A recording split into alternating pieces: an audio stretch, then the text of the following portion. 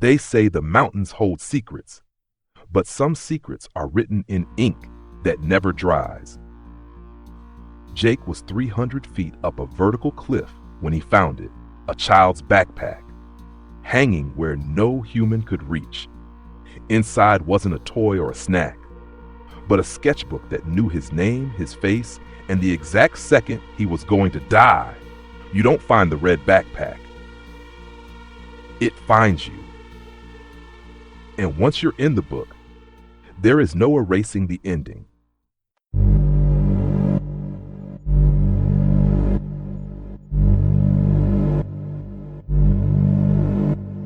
In the heart of the Colorado Rockies, hiker disappearances are usually blamed on the terrain. But when professional climber Jake Miller discovers a lost item on an impossible ledge, he realizes the mountain isn't just dangerous, it's alive. This is the legend of the Red Backpack, a story of an entity that breathes in the shadows and draws its victims into a reality they can never escape. The air in the Colorado Rockies did not just feel cold. It felt thin, as if the mountain itself were exhaling the last of the oxygen into the darkening sky. Jake reached for a granite shelf. His fingers, even through the heavy technical gloves, pulsing with the rhythmic thrum of his own heartbeat. He was 300 feet above the valley floor, scaling a vertical face that no amateur would dare attempt. The wind howled through the canyons, a low, mourning sound that seemed to carry the weight of the ancient stone. Jake pulled himself up, gasping for breath, and centered his boots on a narrow ledge. He wiped the frost from his goggles and looked upward, expecting to see the final stretch of gray rock. Instead, he saw something that defied the logic of the wild. Dangling from a jagged, leafless pine branch that grew horizontally out of the cliffside was a small, faded object. It swayed in the violent gusts, a rhythmic thump-thump against the bark. Jake blinked, squinting through the grit of the wind. It was a child's red backpack. It was a primary red, the kind of color that belonged in a kindergarten cubby, not pinned to a death-trap precipice. There were no footprints in the snow above, no signs of a camp, and certainly no equipment that would allow a child to reach this height. The straps were looped perfectly around a branch that was too thin to support a man. Yet the bag hung there, heavy and full. Jake felt a coldness that had nothing to do with the altitude. He edged closer, his carabiners clinking like a funeral bell against his harness. Every instinct screamed at him to descend, to look away from the misplaced nylon, but the mountain had a way of demanding answers. He reached out, his hand trembling slightly, and unhooked the bag. It was surprisingly heavy. He pulled it into his chest and retreated to a wider section of the ledge, sitting with his back against the freezing stone. With fumbling fingers, he pulled the rusted silver zipper inside. There was no water bottle, no snacks, and no warm clothes. There was only a single, leather-bound sketchbook. Jake opened it. The pages were thick, yellowed, and covered in frantic, heavy charcoal strokes. The first drawing was of a tall but thin man standing at the edge of a forest. The second showed the same man, now closer, holding the hand of a small boy in striped sleeves.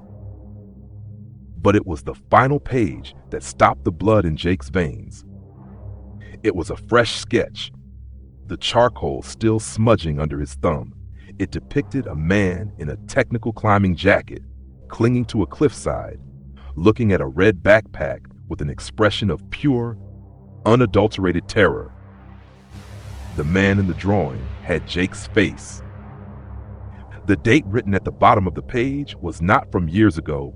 It was today's date, marked with a time only 10 minutes into the future.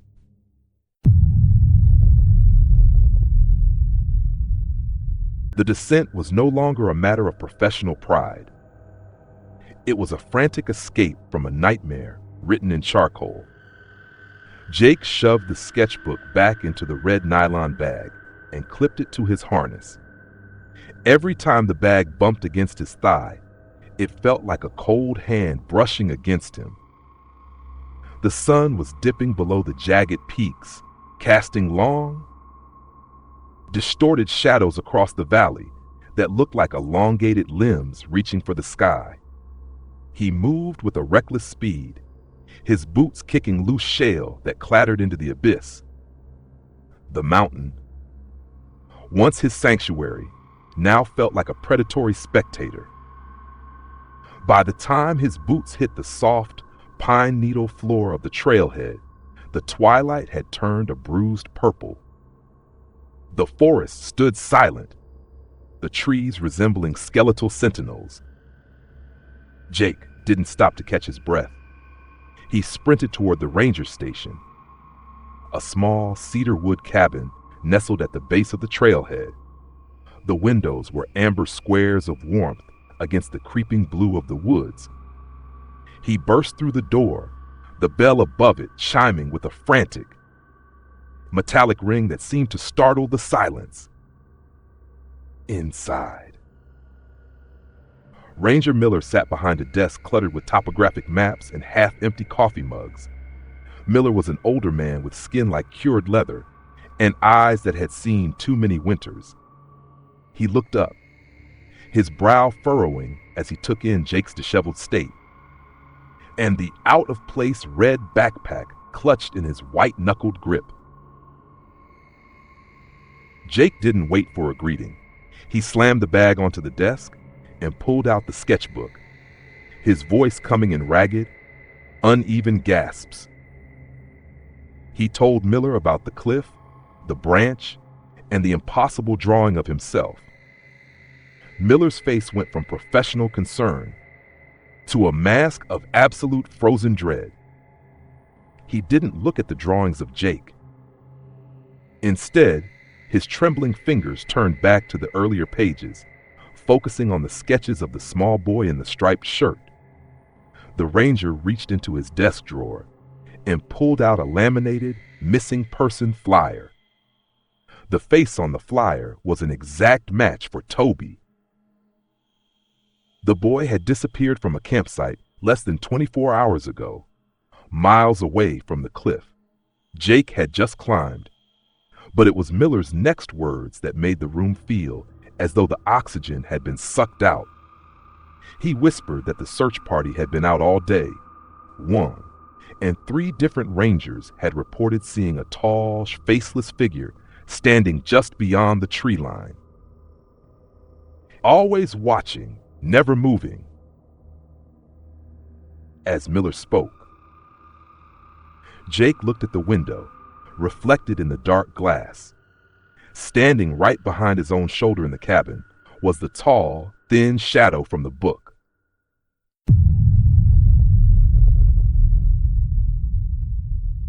The interior of the ranger station, once a symbol of safety, now felt like a wooden cage.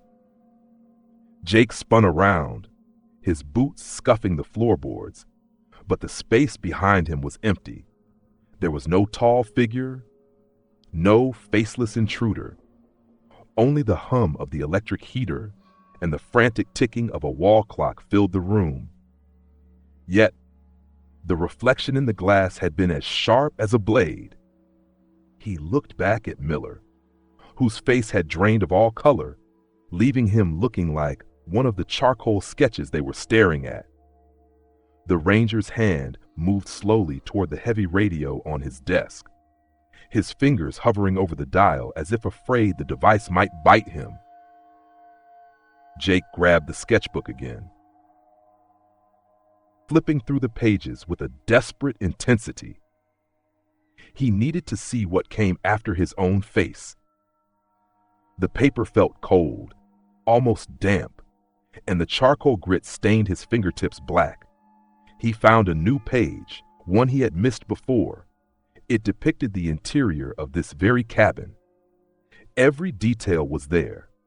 The maps on the wall, the coffee mug with the chipped handle, and Miller's terrified expression. In the drawing, the cabin was surrounded by dozens of thin black lines that looked like trees, but upon closer inspection, they were all the same elongated figure standing shoulder to shoulder, encircling the building. A sudden, heavy thud echoed from the roof, followed by the slow, rhythmic sound of something dragging across the shingles. It sounded like a heavy sack of grain being pulled by a rope.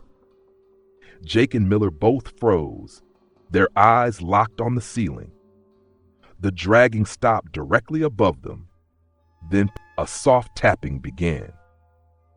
It wasn't the tapping of a branch or the wind. It was the deliberate, rhythmic knocking of knuckles against wood. 3 slow hits, 3 slow hits pause. It was a summons. Miller finally found his voice, though it was nothing more than a cracked whisper. He told Jake that the boy Toby hadn't just disappeared. His parents had reported that he had been talking to a tall man in the trees for weeks before the family trip. They thought it was an imaginary friend. The ranger reached for his shotgun, leaned against the corner, but as his hand gripped the cold steel, the lights in the cabin flickered and died. In the sudden, absolute darkness, the only thing visible was the phosphorescent glow of the missing person flyer on the desk. And then, from the corner of the room where the shadows were deepest, a small, childlike voice whispered Jake's name. The darkness in the cabin was not merely an absence of light. It was thick like ink pouring into the lungs. Jake reached for his headlamp, his fingers fumbling with the elastic strap until the LED beam cut a violent white path through the gloom. The light danced frantically across the room, illuminating patches of the wooden walls. When the beam hit the corner where the voice had come from, it revealed nothing but a pile of old winter blankets.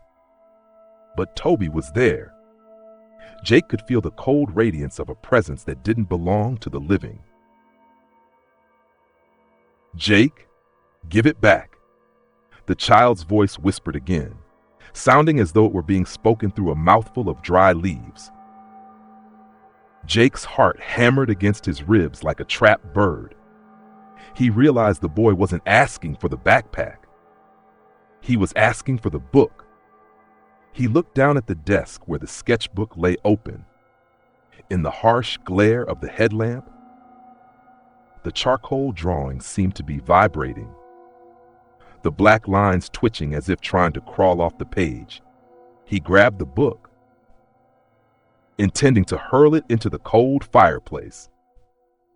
But his eyes caught a new image forming on a page that had been blank only seconds before. It was a drawing of Miller. The ranger was depicted standing by the window, his chest pierced by a long, thin wooden stake that looked like a sharpened pine branch. Jake looked up to warn him, but the air in the cabin suddenly turned freezing. Crystalline frost blooming across the maps and the radio. Miller was standing exactly where the drawing placed him, his shotgun lowered, staring out into the blackness of the woods with a hollow, trance-like expression. He wasn't breathing. Outside, the tapping on the walls intensified, becoming a frantic drumming of hundreds of fingers against the cedar siding. The cabin groaned under the pressure, the wood splintering and cracking as if a giant hand were beginning to squeeze the structure. "He's here," Miller murmured, his voice devoid of emotion. He didn't turn around. "He's not in the woods. Jake, he's in the ink. Jake looked down at his own hands. The charcoal stains from the pages were spreading. The black dust wasn't just on his skin, it was sinking into his pores, turning his veins into dark, branching rivers under his flesh. He tried to wipe it off, but the more he rubbed, the more the sketches on the paper changed. The drawing of Miller began to bleed, not with red, but with thick, viscous black charcoal that dripped onto the floorboards. The window behind Miller shattered inward, not from a rock, but from the sheer weight of the silence outside. A long, gray, featureless hand reached through the broken glass, its fingers unfolding like the legs of a spider.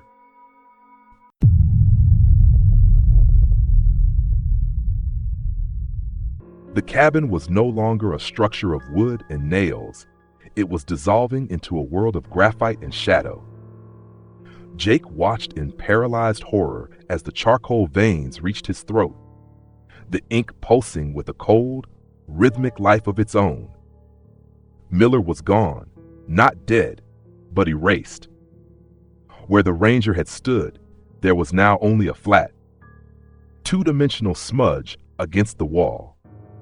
A charcoal memory of a man frozen in a silent scream.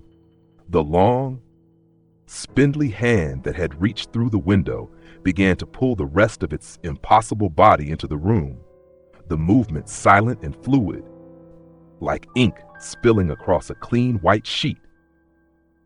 The entity stood in the center of the cabin, its head nearly brushing the rafters.